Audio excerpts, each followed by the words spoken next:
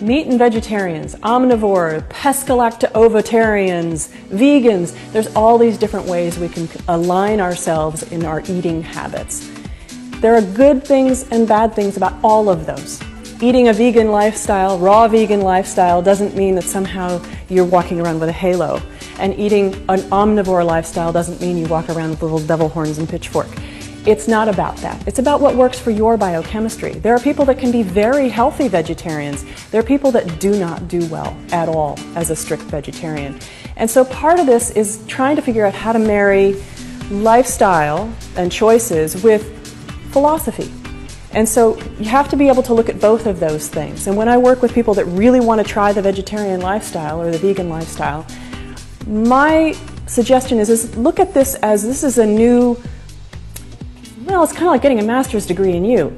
You have to learn how to build a healthy eating plan for yourself as a vegetarian. You have to think a little bit more. You have to be a little more dedicated than you do if you're willing to eat some animal products.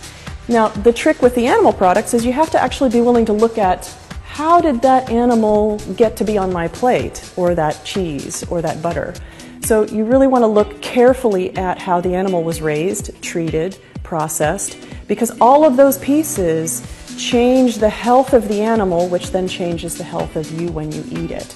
So regardless of whether you're looking at omnivore, eating everything, vegetarian, eating only plants, having a little bit of fish, having a little bit of dairy, having a few eggs, across the board, my recommendation is look very closely at how that food got to you. What are the toxic loads that it brings to you? And then how can you make even better choices within that range? So if you eat beef, can you eat organic grass-fed beef? If you eat eggs, can you find those eggs locally from chickens next door that were running around eating slugs and bugs like they're supposed to?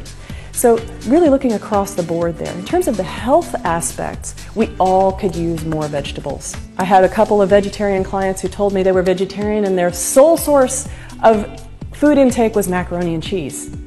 That's not a healthy vegetarian lifestyle. So we really need to be looking at the big picture. How can we bring in more variety on all of those aspects and all of those ways and patterns of eating?